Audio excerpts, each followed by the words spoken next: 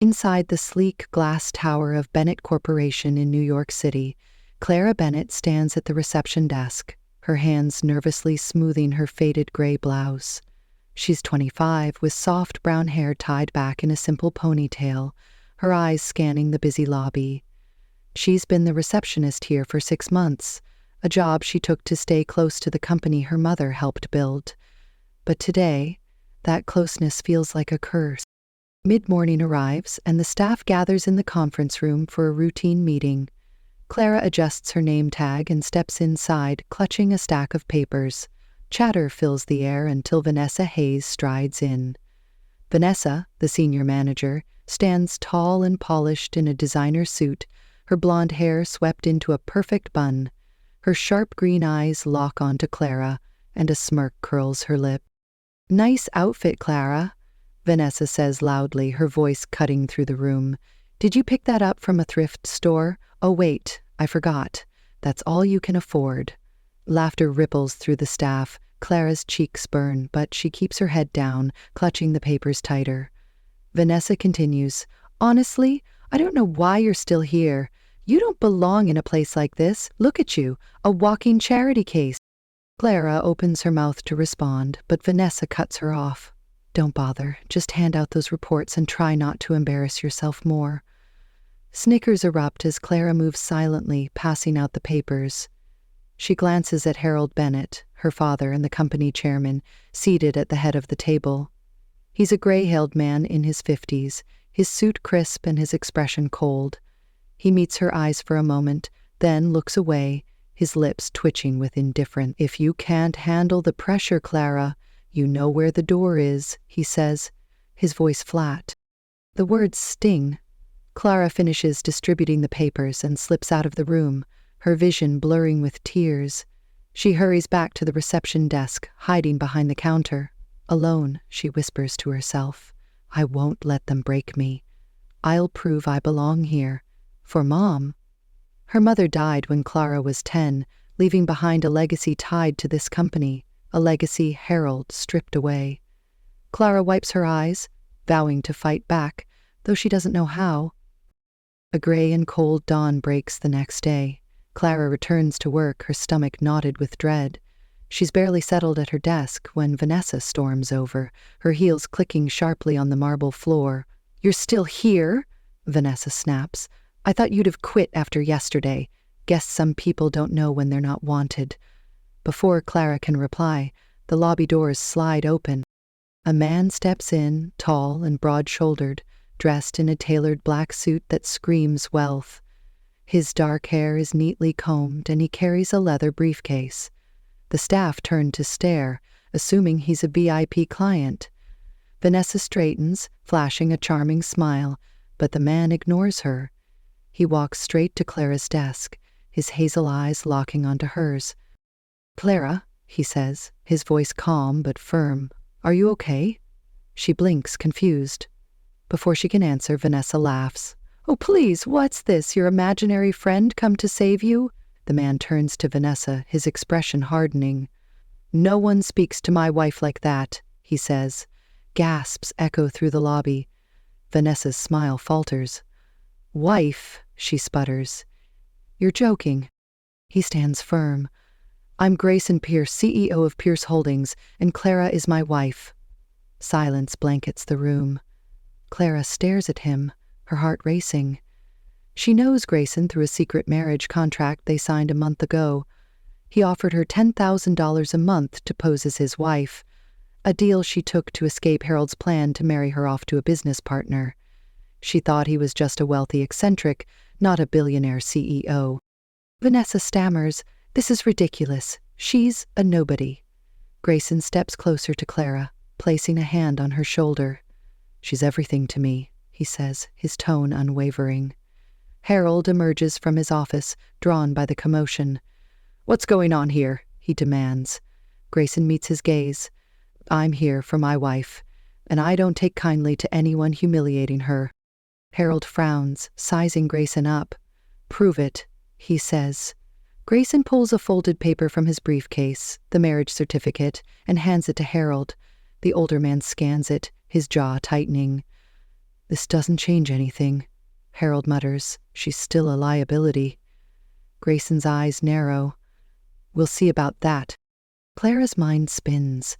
She looks at Grayson, searching his face for answers. Why is he doing this? She remembers their first meeting, a chance encounter at a diner where he seemed kind but guarded.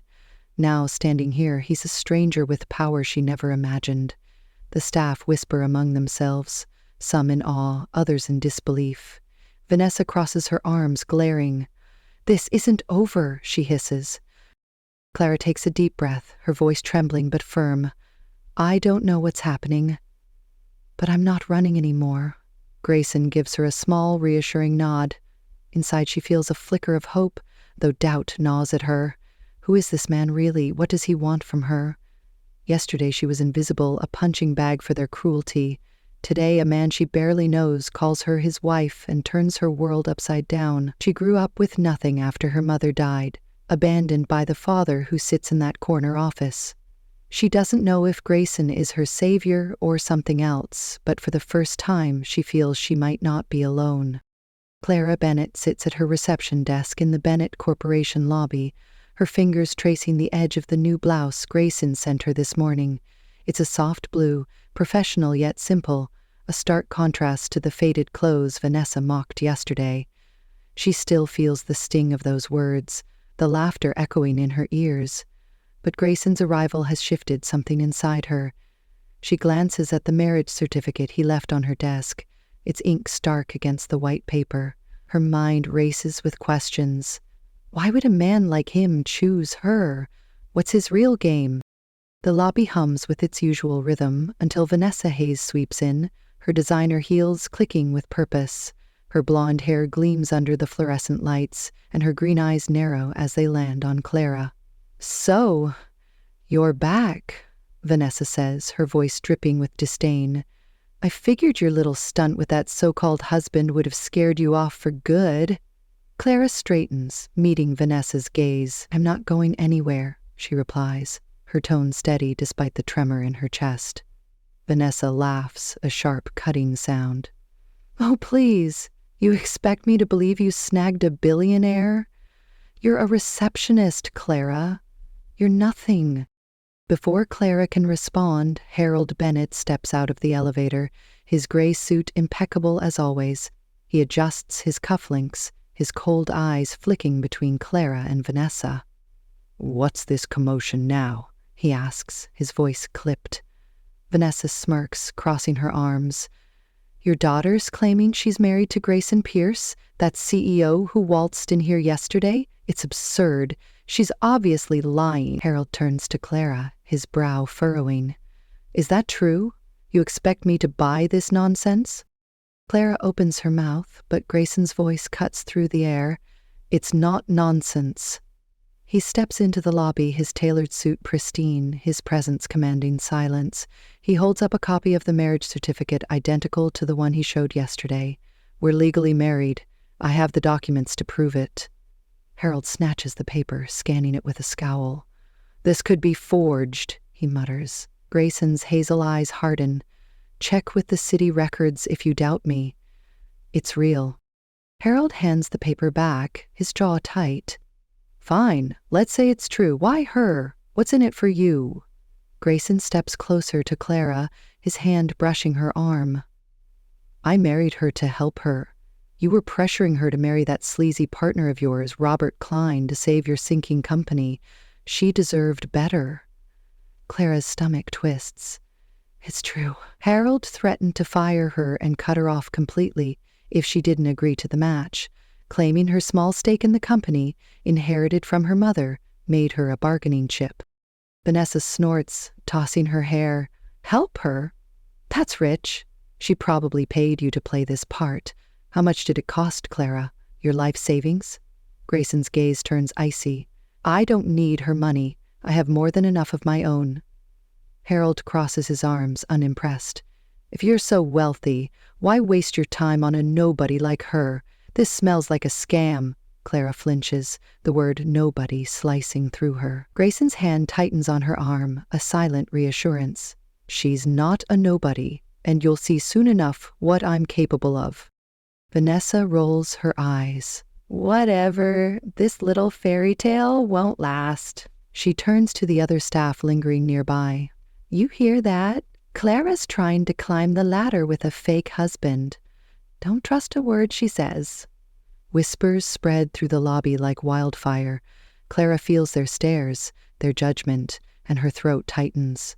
She wants to scream, to defend herself, but the words won't come. Grayson leans in, his voice low.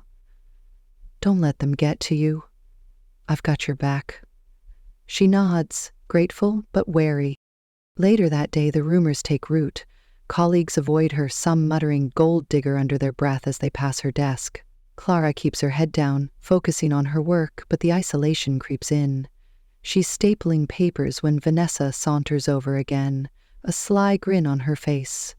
Looks like your fairy godmother didn't fix everything, huh? Everyone knows you're a fraud now. Enjoy your 15 minutes of fame, because it's all downhill from here. Clara clenches her fists, biting back a retort.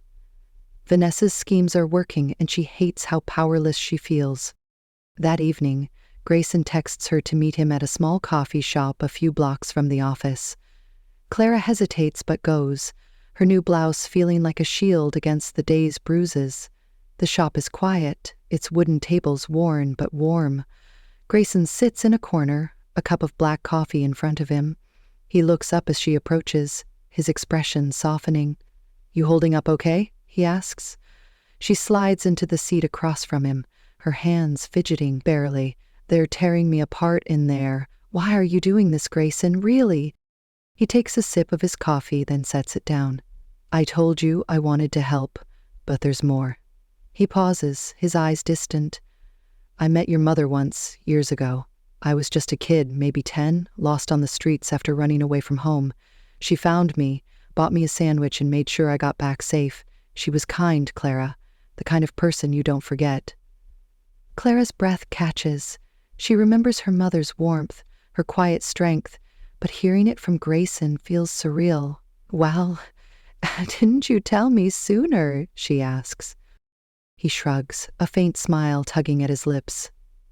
Didn't want to scare you off. I saw her in you that day at the diner when we met. That's why I offered the deal. Clara stares at him, her mind swirling. She remembers that day, too, how he'd sat alone at a booth, looking tired but gentle.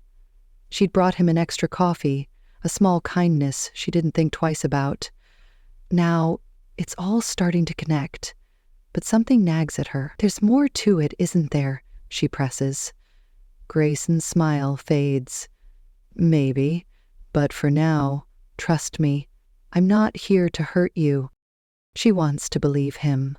His voice is steady, his eyes sincere, but doubt lingers. Is he really just a good guy paying back a debt to her mother, or is he using her for something bigger? She nods slowly, unsure what to say. Grayson reaches across the table, his hand brushing hers for a moment. You're stronger than they think, he says. Don't let them win. Warmth spreads through her at his touch, and for a second, she feels safe. Back at her tiny apartment that night, Clara sits on her worn couch, staring at the ceiling. The day replays in her head. Vanessa's taunts, Harold's coldness, the whispers that followed her every move. She picks up her phone, rereading Grayson's text. Meet me tomorrow, we'll figure this out together. Her heart flutters, a mix of hope and fear.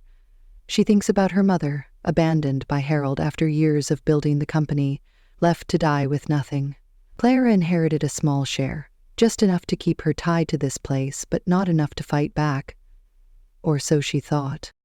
Now Grayson's in the picture, a man with power she can't fathom. She recalls Vanessa's smug face, Harold's dismissive stare, and the way Grayson stood up for her. It felt good having someone in her corner, but it also terrifies her. What if he's playing a game she doesn't understand? What if he walks away when the contract ends? She pulls a blanket over herself, closing her eyes. She grew up alone, scraping by in a world that didn't want her. Today, she's not sure what's real anymore, but she knows one thing. She's done being the victim. Grayson might be her chance, or her downfall, and she's determined to find out which. Clara Bennett adjusts the collar of her new blue blouse as she steps into the Bennett Corporation boardroom, her heart pounding against her ribs. It's late afternoon, and the air hums with tension as shareholders fill the room for an emergency meeting. She's here as a minor stakeholder, her small inherited share from her mother barely enough to grant her a seat. The polished mahogany table gleams under harsh lights, and the walls are lined with stern-faced men and women in suits. Vanessa Hayes stands near the front, her blonde hair pulled tight, her green eyes glinting with confidence. She's addressing the room, her voice smooth and commanding. "We're on the verge of a major deal with Pierce Holdings," Vanessa announces, gesturing to a stack of papers. "I've secured their investment, and it'll pull us out of the red. Unlike some people here, I know how to deliver results." Her gaze flicks to Clara, a smirk tugging at her lips. Clara grips the edge of her chair, her stomach twisting. She knows Vanessa's lying, but the shareholders nod, impressed. Harold Bennett sits at the head of the table, his gray suit pristine, his expression smug. "Good work, Vanessa," he says. "This is what competence looks like." Clara's throat tightens. She wants to speak, to call out the bluff, but her voice feels trapped. Then the boardroom doors swing open, and Grayson Pierce strides in, his black suit sharp against the room's muted tones. His dark hair is combed back, his hazel eyes fixed on Harold. The shareholders murmur, recognizing him instantly. Vanessa's smirk widens. "Mr. Pierce, perfect timing. I was just telling them about our partnership." Grayson doesn't smile. He sets his briefcase on the table and opens it, pulling out a thick folder. "There's no partnership," he says, his voice cutting through the room like a blade. "Pierce Holdings pulled its investment from Bennett Corporation weeks ago. I'm here to tell you why." Gasps ripple through the shareholders. Vanessa's face pales, but she recovers quickly. "That's nonsense," she snaps. "You lying to sabotage us." Harold leans forward, his jaw clenched. "What's this about, Pierce? You can't just waltz in here and make claims." Grayson opens the folder, sliding documents across the table. "These are financial records from 15 years ago. They prove Harold Bennett embezzled millions from this company, funds meant for growth, funds he stole from his own wife, Clara's mother, and her business partner, my mother." The room erupts in whispers. Clara's breath catches, her eyes darting to the papers. She sees her mother's name, Margaret Bennett, scrawled on old contracts, alongside another, Eleanor Pierce. Her mind reels. Grayson's mother? Harold slams a fist on the table. "This is outrageous. Those are fabrications." Grayson doesn't flinch. "They've been verified by forensic accountants. You partnered with Margaret and Eleanor to build this company, then betrayed them. You forged documents to take their shares, leaving them with nothing. Margaret died broke because of you. My mother did too." Clara's hands tremble. She remembers her mother's final years, sick and penniless, abandoned by Harold after he walked out. But Grayson's mother? She never knew. Vanessa steps forward, her voice shrill. "He's bluffing. He's just trying to prop up his little wife." Grayson turns to her, his gaze icy. "I have no reason to lie. You, on the other hand, promised a deal that never existed. Your incompetence is as clear as his greed." The shareholders shift uncomfortably, some flipping through the documents. One, a balding man in a pinstripe suit, speaks up. "These numbers don't add up, Harold. Explain this." Harold's face reddens. "I don't have to explain anything to you. This is my company." Grayson shakes his head. "Not anymore. With Pierce Holdings gone, your debts are exposed. The board has every right to remove you." The shareholders murmur agreement, their trust in Harold crumbling. Vanessa stammers, "Wait, we can fix this. I'll find another investor." But the damage is done. The balding man stands. "We've seen enough. I motion to remove Harold Bennett as chairman, effective immediately." Hands shoot up, a chorus of aye-yays sealing Harold's fate. Harold slumps in his chair, defeated. Vanessa clutches her clipboard, her eyes wild. "This is her fault," she shrieks, pointing at Clara. "She brought him here to ruin us." Grayson steps between them, his voice low. "She didn't bring me. I came because of what you both did to her mother, to mine. You don't get to hurt her anymore." Clara's chest tightens, a mix of shock and gratitude washing over her. She stands, her legs shaky, but her resolve firm. "You're done, Vanessa," she says. "And you too, Dad." The meeting ends in chaos. Shareholders file out, clutching the damning papers. Harold storms off, Vanessa trailing him, her heels echoing in the empty hall. Clara stays behind, staring at the table, her mind a whirlwind. Grayson approaches, his expression softer now. "You okay?" he asks. She shakes her head, then nods, unsure. "Why didn't you tell me all of this?" she whispers. He sighs, running a hand through his hair. "I didn't want you to think I was using you. I married you to get close to him, to make him pay. That was the plan." Her heart sinks. So it was all a lie. He takes her hand, his grip warm and steady. "At first, yes, but not anymore. I saw you that day at the diner, struggling but kind, just like your mom. I fell for you, Clara. I didn't expect it, but I did. I don't want this contract to end. I want you, for real." His words hang between them, raw and unguarded. Clara's eyes sting with tears. She pulls her hand back, overwhelmed. "I need to face him myself," she says. "I can't lean on you for this." Grayson nods, respect in his eyes. "I'll wait." She leaves the boardroom, her step slow but determined. Down the hall she finds Harold in his office, packing a box. His gray hair is disheveled, his suit wrinkled. He looks up, his cold eyes meeting hers. "You happy now?" he snarls. "You and your husband ruined me." Clara stands tall, her voice steady. "You ruined yourself. You took everything from Mom, from me. I was just a kid when she died, and you didn't care. Now you've lost it all." Harold's face twists, but he says nothing, turning back to his box. Clara walks away, her chest lighter with each step. She passes Vanessa in the lobby, the manager clutching her purse, her face pale. "You'll regret this," Vanessa hisses. Clara doesn't stop. "I already regret ever trusting you," she replies, and keeps going.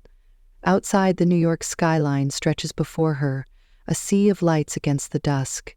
Grayson waits by the entrance, his briefcase at his side. He doesn't speak, just falls into step beside her.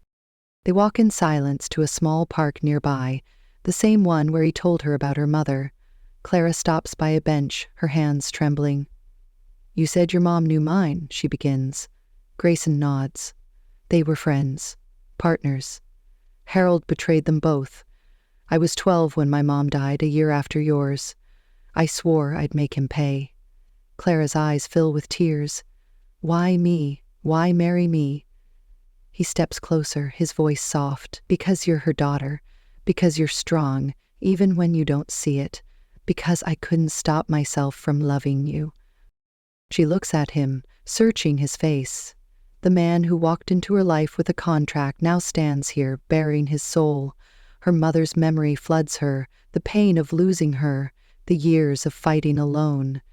Grayson's words echo in her mind, his touch lingering on her hand. She wipes her tears, her voice breaking. "I don't know if I can trust this yet, but thank you." He smiles, a quiet promise in his eyes. "Take your time. I'm not going anywhere." Clara turns to the city lights, her heart a tangle of grief and hope. Harold's gone, Vanessa's powerless, and the company her mother built is slipping away from the man who destroyed her. She feels Grayson beside her, a steady presence in the chaos. For the first time, she imagines a future where she's not alone, where love might be real. But she needs to face Harold one last time. To close this chapter herself, she takes a deep breath, ready for what comes next. Clara Bennett stands outside Harold Bennett's office at Bennett Corporation, her hands steady despite the storm inside her. The building feels quieter now, the buzz of staff replaced by an eerie stillness after the shareholder meeting. She wears the blue blouse Grayson gave her, its soft fabric a small anchor against the chaos of the past hour. Harold's removal as chairman has sent shockwaves through the company, and news of his embezzlement spreads fast. Clara takes a deep breath, pushing open the door. Harold sits behind his desk, his gray hair unkempt, his suit jacket tossed over a chair. Boxes clutter the floor, half packed with files and trinkets from his years of power. He looks up as Clara enters, his cold eyes narrowing. "Come to gloat?" he asks, his voice rough with bitterness. She steps forward, her gaze unflinching. "No, I came to take back what you stole," he snorts, leaning back in his chair. "Stole? Everything I built was mine. Your mother was a dreamer, not a leader. She didn't deserve it." Clara's chest tightens, but she keeps her voice even. "She deserved better than you. You forged papers to take her share, left her with nothing. I was 10 when she died, Harold. 10! And you walked away like I didn't exist." He shifts, his fingers drumming on the desk. "Business is business. You wouldn't understand." She pulls a folder from her bag, the one Grayson gave her after the meeting, filled with legal proof of Harold's fraud. "I understand enough. This penthouse you live in, the one Mom loved, you took it with lies. It's mine now." Harold's face darkens.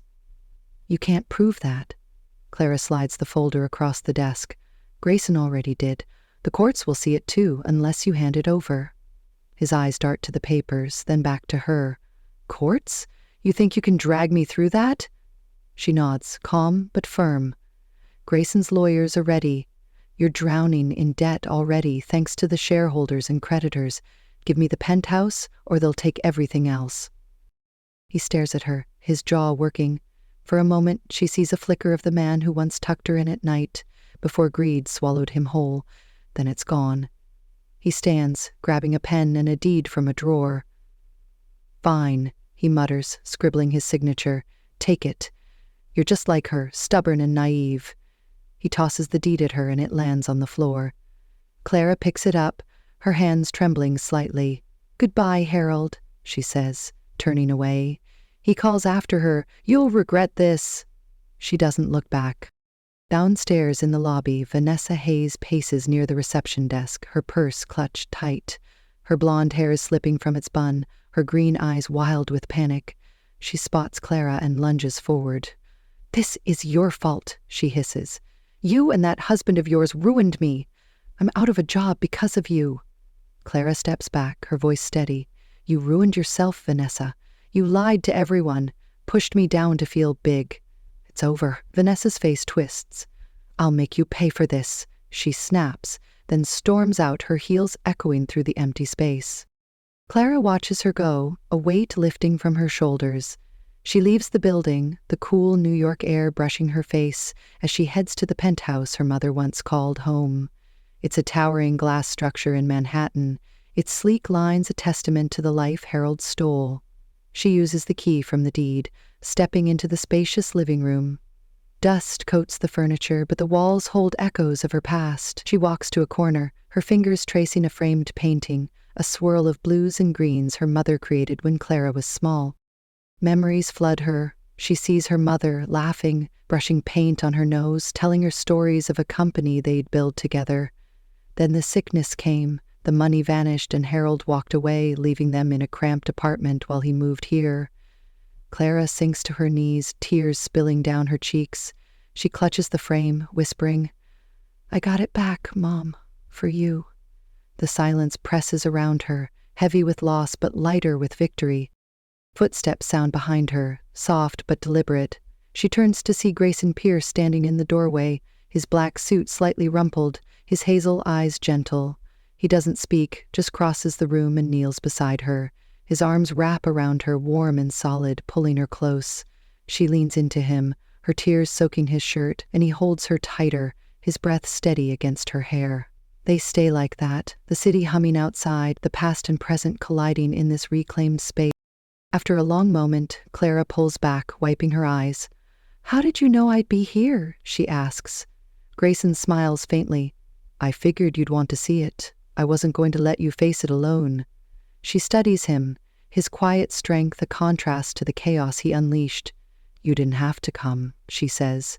He shrugs, his hand lingering on her arm. "I wanted to. You mean more to me than any of this." She stands, brushing dust from her knees, and walks to the window. The penthouse overlooks Central Park, its trees a patchwork of green against the skyline. Grayson joins her, his shoulder brushing hers. "What happens now?" she asks, her voice small. He looks out at the view, then back at her. "Harold's finished. The creditors will take what's left of the company. Vanessa's out. And you've got this place, free and clear." Clara nods, the deed still in her hand. "And us?" she asks, her eyes searching his. Grayson takes a breath, his expression serious. "I meant what I said in the boardroom. I love you, Clara. This started as revenge, but it's more now. I don't want to lose you when the contract ends." Her heart skips, the weight of his words settling in. She thinks of her mother, alone and betrayed, and how Grayson fought to right that wrong. She thinks of the diner, his tired smile, the way he stood by her through this mess. "I need time," she says finally. "But I don't want you to go." He nods, relief flickering in his eyes. "I'll wait as long as you need." She turns back to the window, the city sprawling before her. Harold's voice echoes in her mind, his pleas and threats, but they fade against the memory of her mother's laughter. Vanessa's anger feels distant now, a petty echo in a life Clara's reclaiming. She feels Grayson beside her, a silent promise in his presence. The penthouse is hers again, a piece of her mother restored. She closes her eyes, letting the tears dry. Harold took everything once, leaving her to pick up the pieces. Now those pieces are hers to hold, and Grayson's here, offering something she never dared hope for. She doesn't know if she's ready to trust it, but for the first time, she wants to try. The city pulses outside, a new chapter waiting, and she stands taller, ready to face it. Clara Bennett stands on the penthouse balcony, her hands resting on the cool metal railing as she gazes at the New York skyline. The city lights twinkle against the night sky, a sea of gold and white stretching to the horizon.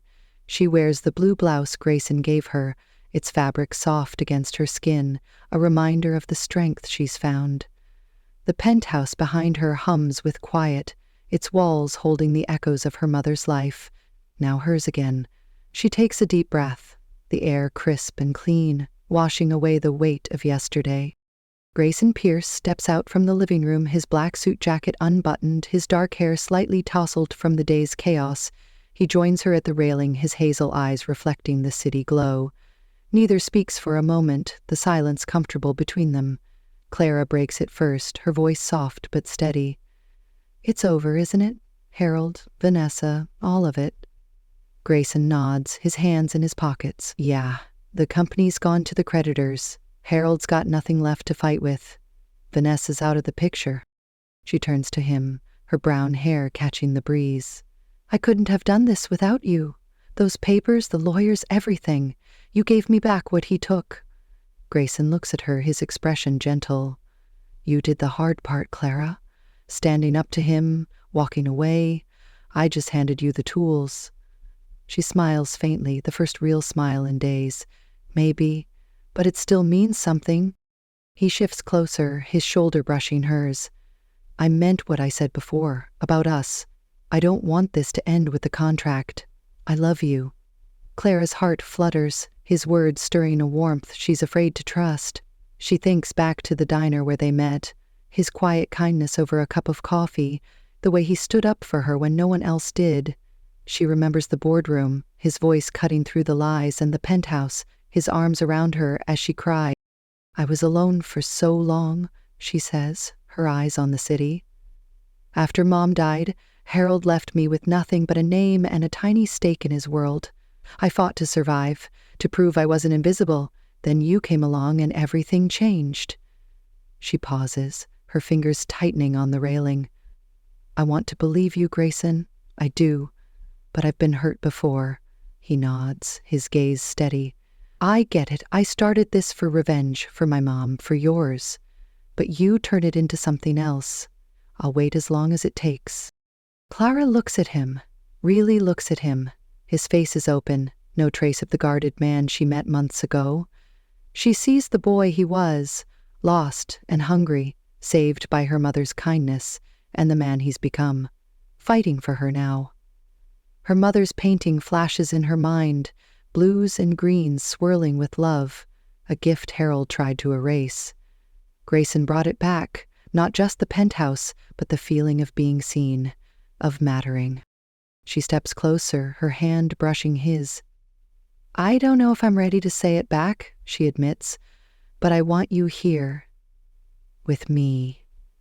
His eyes light up, a quiet joy spreading across his face. He takes her hand, his grip warm and sure. "That's enough for now," he says. "We'll figure out the rest together." She nods, leaning into him, her head resting on his shoulder.